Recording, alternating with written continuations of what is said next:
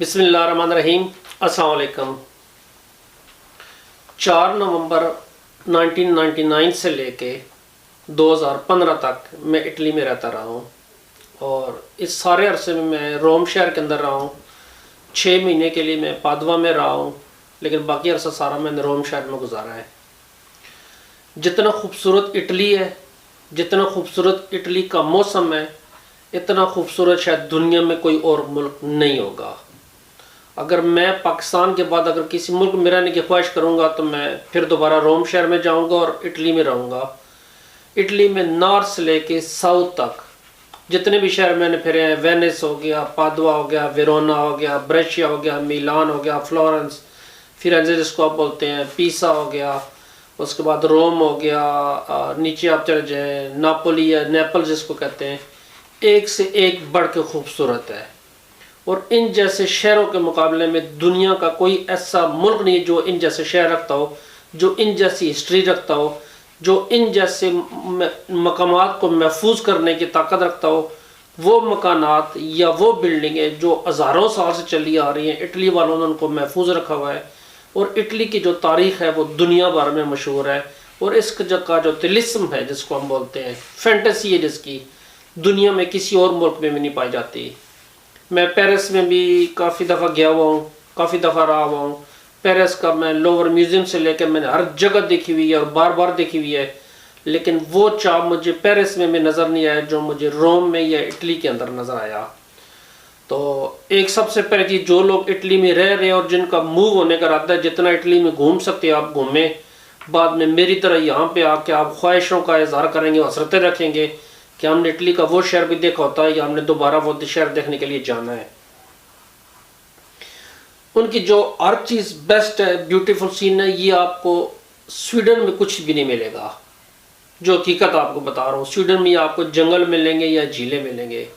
जो आपको बिल्डिंगें मिलेंगी वो बिल्डिंगें जो मॉडर्न बिल्डिंगें, जिसको कल मेरे आदमी ने कमेंट किया था मेरी इस पे वीडियो पे, उसने कहा जी जो स्वीडन है वो डब्बा है। अगर बिल्डिंगों के लिहाज से देखा जाए तो डब्बा है, बिल्डिंगों में कोई खूबसूरती नहीं है, कोई चार्म नहीं है। इटली की बिल्डिंगें खूबसूरत हैं, एंटीक स्टाइल से हैं, हर चीज़ उनकी एक क्लास है, एक मयार है जिसको आप बोलते हैं। आप उनके रोड्स पे जाएं, आप उनकी गलियों में जाएं, उनका भी एक मयार है।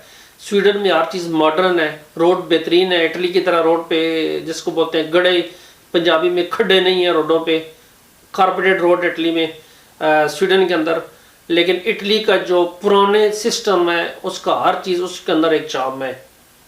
अब इतनी बातें करने के बावजूद सोचना पड़ता है कि मैं यहाँ पे स्वीडन में क्यों आया, मैं इटली को छोड़ क्यों नहीं दिया। तो आखिर में जो एक ही रिज़ल्ट है, जिस चीज़ के लिए हमने पाकिस्तान को छोड़ा इटली आए वो पैसा था, इटली को छोड़ा स्वीडन आए वो पैसा था। क्योंकि हम पाकिस्तानियों के लिए, जो एशियन ममालिक में रहने वालों के लिए सबसे बड़ी चीज़ यही होता है कि हमारे रोज़गार अच्छे हो, हमारा लाइफस्टाइल अच्छा हो, हमारे पास पैसा ज़्यादा हो, और हम यही कमाने के लिए दूसरे ममालिक में आते हैं। अब जो इटली की जो चीज़ें हैं जिसमें मुझे पसंद नहीं आया, उनका ब्यूरोक्रेसी का सिस्टम है। ब्यूरोक्रेसी का मतलब ये है कि जब आप दफातर में जाते हैं तो वहाँ पे जो शाही फीता है वो आपका काम कितनी आसानी से करते हैं और कितनी मुश्किल से करते हैं। तो इटली के अंदर बहुत वर्स्ट, जिसको आप बोलते हैं, बहुत गंदा सिस्टम है। आपको एक काम के लिए बार बार चक्कर लगाना पड़ते हैं। कंप्यूटराइज उनका सिस्टम है, लेकिन आपको ऑनलाइन एक्सेस बहुत ज़्यादा कम है। आप अगर ऑनलाइन भी जाएंगे फिर भी आपको फीसें देनी पड़ेंगी। आप ऑनलाइन बहुत कम काम कर सकते हैं। ऑनलाइन रजिस्ट्रेशन कराने के लिए आपको धक्के खाने पड़ते हैं। मतलब है कि अगर आप चाहते हैं कि आप ऑनलाइन सर्विसेज लें तो पहले आप अप्लाई करेंगे, फिर वो आपको लेटर लेंगे, फिर आप डॉक्यूमेंट भेजेंगे, फिर वो आपको ओके करेंगे।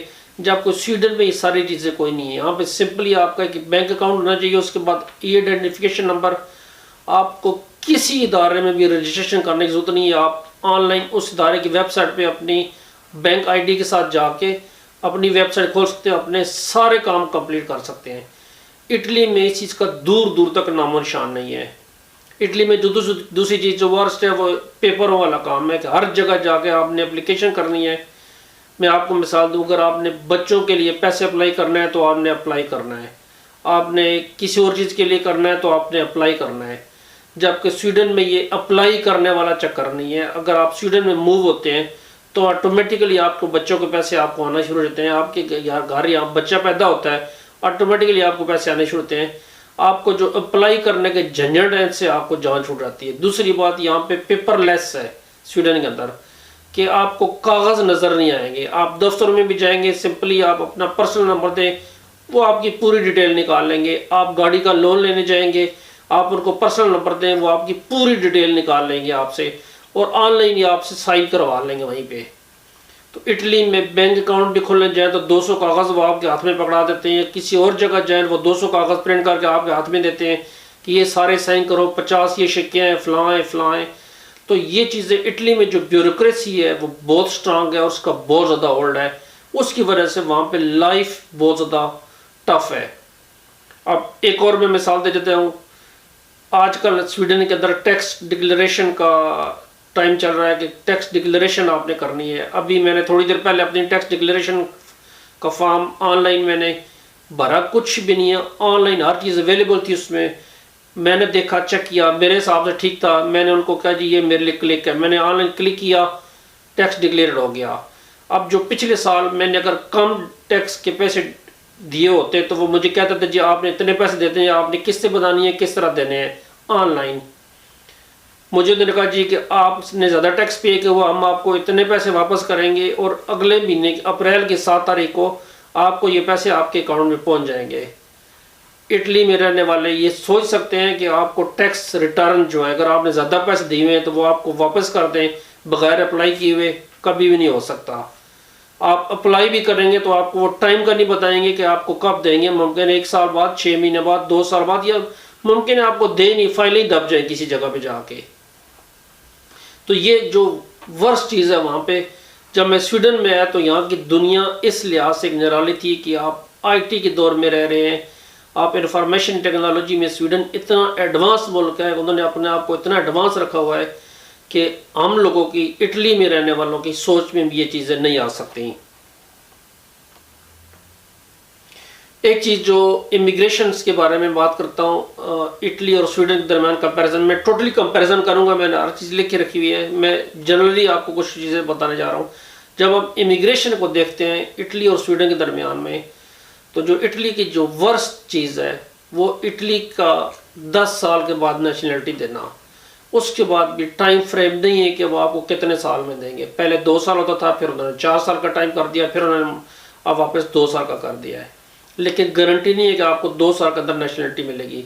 इसका मतलब एक आदमी 10 साल इटली में रहने के बाद जब नेशनलिटी अप्लाई करता है, अपना क्राइटेरिया सारा पूरा करता है, उसके बाद वो जाके बाकी चीज़ें पूरी करता है। उनका 2 साल का वेट करता है, वो 2 साल मुमकिन है 3 साल या 4 साल में भी कन्वर्ट कर जाएँ, उसमें भी यहाँ या ना का चांसेस हैं। स्वीडन में आपको 5 साल के बाद आप नेशनलिटी के लिए अप्लाई कर सकते हैं। पहले दिन से लेकर आपके 5 साल कंप्लीट हो, आपके पास PR हो, तो आप नेशनलिटी अप्लाई कर सकते हैं। अगर आपका केस हर चीज़ रेगुलराइज्ड है तो गवर्नमेंट की तरफ से 6 महीने का टाइम है कि 6 महीने के दौरान नेशनलिटी मिलेगी। बाज़ लोगों को 1 महीने में मिलती है, बाज़ लोगों को 1 साल भी लग जाता है, आपकी डॉक्यूमेंटेशन पर डिपेंड है। लेकिन इटली से, या आप समझ लें आधे से भी कम टाइम है यहाँ पर नेशनलिटी देने में, और ये इसका सबसे प्लस पॉइंट है। बाकी इमिग्रेशन के पेपरों की अगर आप बात करें तो वही परेशानियां जो इटली में भी हैं। 1 साल, 2 साल, 1 साल, 2 साल के पेपर नॉर्मली यहाँ पे भी लोगों को जॉब कॉन्ट्रैक्ट के हिसाब से पेपर दिए जाते हैं, जितना उनके पास जॉब कॉन्ट्रैक्ट है उस हिसाब से पेपर दिए जाते हैं। अब मैं अपने टॉपिक की तरफ आता हूँ। अगर इटली और स्वीडन का आप मुवाजना करें तो जो रकबे के लिहाज से जो स्वीडन है वो इटली से 50% ज़्यादा है। लेकिन अगर आप आबादी के लिहाज से देखें तो इटली की जो आबादी है वो 61.5 मिलियन है, 61.5 मिलियन है, जबकि स्वीडन की आबादी सिर्फ 10.2 मिलियन है। तो बहुत बड़ा फ़र्क है इनमें। अगर हम तनख्वाह देखें दोनों ममालिक की, जिस चीज़ की वजह से मैं यहाँ पे आया, तो जो इटली के अंदर एवरेज तनख्वाह है, एवरेज का मतलब अमीर लोगों की और गरीब लोगों की मिला के जो दरमियान में तनख्वाह बनती है 2117 यूरो है, जबकि स्वीडन के अंदर जो एवरेज तनख्वाह है वो 3181 यूरो है। तो अच्छा खासा फ़र्क है इस चीज़ में। अगर जब हम क्राइम की बात करते हैं तो इटली का जो नंबर क्राइम में है वो 39 नंबर है। 39 नंबर ऊंचा थोड़ा सा। स्वीडन का जो नंबर है वो 51 है, इसका मतलब इटली में क्राइम थोड़े ज़्यादा होते हैं। लेकिन अगर आप स्पेसिफिक क्राइम में जाएं तो अगर आप रैप में जाएं तो रैप जो है इटली के मुकाबले में स्वीडन के अंदर 8 गुना ज़्यादा है। ये इसलिए ज़्यादा लगते हैं कि जो कि स्वीडन की आबादी कम है और ये सारे क्राइम आबादी के लिहाज से काउंट किए जाते हैं। वायलेंस अगर आप देखें तो वायलेंस में स्वीडन का नंबर 41 है, इटली का नंबर 55 है। तो स्वीडन के अंदर थोड़ा सा वायलेंस ज़्यादा है आबादी के प्रोपोर्शन के हिसाब से। जब हम इकानमी की बात करते हैं कि किस मुल्क की कितनी इकानमी है, बेसिकली कौन सा मुल्क अमीर है, तो जो स्वीडन की इकानमी है वो 525 बिलियन डॉलर है। लेकिन अगर इसके मुकाबले में हम इटली को देखें तो इतना ज़्यादा फ़र्क है कि ये इटली की जो इकानमी है वो 2.01 ट्रिलियन डॉलर है। तो 4 गुना ज़्यादा अमीर मुल्क है इटली, अगर हुकूमत की बात करें या मुल्क की बात करें। इटली वैसे भी G7 कंट्रीज़ में आता है, स्वीडन जो है वो G7 कंट्रीज़ में नहीं आता। लेकिन जब हम पर फी का आमदनी की बात करते हैं, फी बंदे के हिसाब से आमदनी की बात करते हैं, मैं सैलरी की बात नहीं कर रहा, मैं गवर्नमेंट की जो टोटल आमदनी है उसको अगर आप लोगों पे तकसीम कर दें उसकी बात कर रहा हूँ। तो जो इटली की आमदनी वो बनती है वो 33,048, ये 24वें नंबर पे दुनिया में आता है। 33,000 डॉलर आप समझ लें कि फी का GDP आमदनी बनती है। लेकिन स्वीडन में ये चीज़ 55,244 बनती है, ये 7वें नंबर पर दुनिया में आता है। तो आमदनी जो GDP के लिहाज से, अगर आप गवर्नमेंट के लिहाज से देखें तो इटली अमीर है, अगर आप फी का आमदनी के हिसाब से देखें तो लोग स्वीडन ज़्यादा अमीर है। हेल्थ में अगर आप देखें तो दुनिया में टॉप पे इटली है, इसके मुकाबले में कोई मुल्क नहीं ऐसा नहीं जो जैसी हेल्थ की फैसिलिटीज़ देता हो। अगर आप स्वीडन को इसके मुकाबले में देखें तो उसका नंबर 14वां है दुनिया में। अब स्वीडन के अंदर हर 1000 मरीजों के लिए 3.3 डॉक्टर हैं, जबकि इटली के अंदर 4.2 डॉक्टर हैं। एक डॉक्टर का फ़र्क है। अगर आप एजुकेशन के लिहाज से देखें तो स्वीडन में 99% लोग पढ़े लिखे हैं, इटली में 98.6 तकरीबन बराबर है। अब एजुकेशन से मैं याद आया कि जब इटली में रहे हैं हम, यहाँ भी 5 साल हो गया हमें स्वीडन में रहते हुए, तो जो एजुकेशन सिस्टम बच्चों का इटली के अंदर है वो एजुकेशन सिस्टम स्वीडन के अंदर नहीं है। अगर हम सोचते हैं कि जो पाकिस्तान जैसा एजुकेशन सिस्टम, कि जिस तरह पाकिस्तान में कान खींच के पढ़ाने वाला था, इटली उसके नज़दीक तरीन है। और वहाँ पे टीचर इतनी मेहनत करते हैं, इतनी ज़्यादा मेहनत करते हैं, जबकि स्वीडन में हम देखा है कि यहाँ पे केयर उस तरह नहीं की जाती। यहाँ पे जब हमारे टीचर के साथ मीटिंग होती है वो कहते हैं जी ये बच्चों पे डिपेंड करता है, वो बच्चे खुद पढ़ेंगे तो ठीक है, नहीं है तो हम उनके साथ ज़बरदस्ती नहीं करेंगे। कोई होमवर्क का कंसेप्ट नहीं है, कोई ख़ास बुक्स का कंसेप्ट नहीं है, आपको कंप्यूटर दे दी जाता है, वो कंप्यूटर में ही आपने पढ़ना है। जबकि इटली में मुझे याद था कि जब बच्चा स्कूल से वापस आता था तो 3 घंटे तक उसका होमवर्क कंप्लीट नहीं होता था। लेकिन जो बच्चा इटली में अपनी बेस बना के स्वीडन में आता है तो आप यकीन जाने वो बच्चा कभी भी नाकाम नहीं होता, वो हर क्लास में टॉप में आता है। क्योंकि जो इटली का एजुकेशन सिस्टम है स्पेशली तौर पर मैं उसको बहुत ज़्यादा पसंद करता हूँ। अगर क्वालिटी ऑफ हेल्थ की बात करें कि जो इंसानी सेहत है वो स्वीडन जो है वो 8वें नंबर पर है, इटली 18वें नंबर पर है। अगर आप महंगाई की बात करें तो जो स्वीडन है वो इटली से तकरीबन 10% ज़्यादा महंगा है। अगर आप किरायों की बात करें मकान की तो इटली में जो एवरेज मकान का किराया वो $1485 है, जबकि स्वीडन के अंदर जो है वो 1630। ये बड़े और छोटे मकानात को मिलाकर इसकी बात कर रहा हूँ, 10% ये ज़्यादा महंगा है इटली से इस मामले में भी। अगर हम इंसानी उम्रों की बात करें तो जो स्वीडन में इंसानी उम्र है वो 81.07 साल है, जबकि इटली में 81.77। मतलब इटली वाले स्वीडन से तकरीबन 7-8 माह ज़्यादा जी सकते हैं। अब लाइफ की क्वालिटी की बात करें कि लाइफ किस तरह गुजारी जाती है, तो उसमें स्वीडन का नंबर चौथा है, जबकि इटली का नंबर 40वां है। अगर आप जॉब्स की बात करें तो मुझे याद एक ज़माना था कि मैं जब पादवा शहर में रहता था तो फैक्ट्रियाँ इतनी ज़्यादा थी और उनके पास कारकुन बहुत कम थे, और जिस भी आप एम्प्लॉयमेंट एजेंसी में जाते थे तो वो आपको 3 दिन 4 फैक्ट्रियों को विजिट करवाते थे उस वक़्त। और अब वो ज़माना आ गया कि इटली में जॉब ढूंढने से नहीं मिलती। जॉब वहाँ पे मिलना, क्योंकि जो कसाद बाजारी है, मीशत डाउन हुई है इटली की, उसमें सारी फैक्ट्रियाँ उनकी चाइना में शिफ्ट हो गई हैं और वो जॉब नहीं मिल रही। अब जॉब ना मिलने से बेरोज़गारी इटली में बहुत ज़्यादा है। लोग ब्लैक में भी काम कर रहे हैं, लोग रेगुलर में भी काम कर रहे हैं। जो नॉर्मल जो सैलरी मिलती है 6 यूरो या 7 यूरो फी घंटा लोगों को वहाँ में मिल रही है, जबकि स्वीडन में इसके मुकाबले में तकरीबन 12, 13 या 14 यूरो भी मिल सकती है। जो यहाँ पे स्वीडन में ब्लैक में काम करते हैं उनको 5-6 यूरो 50-60 क्राउन जिसको हम बोलते हैं वो मिलते हैं। जो पाकिस्तानियों के पास आप काम करेंगे तो मोस्टली आपको ही देंगे, अच्छे पाकिस्तानी हैं वो आपको अच्छी सैलरी देंगे।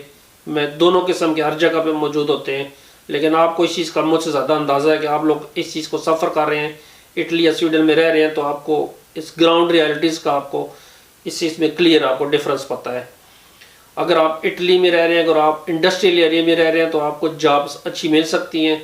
स्वीडन के अंदर इंडस्ट्री इतनी बड़ी नहीं है जितनी इटली की इंडस्ट्री है, तो यहाँ पे अगर आपके पास ख़ास हुनर है तो आपको जॉब इजीली मिलेगी। वरना आप फूड डिलीवरी का काम करेंगे, होटलों में काम करेंगे, सर्विसेज में काम करेंगे, न्यूज़पेपर्स का काम करेंगे, जो बेसिक जॉब पाकिस्तानी कर रहे हैं।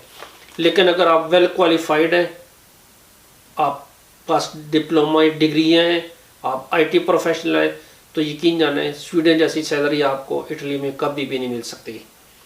मेरे लिए दुआ कीजिएगा, अपना ख्याल रखिएगा। अल्लाह हाफिज़।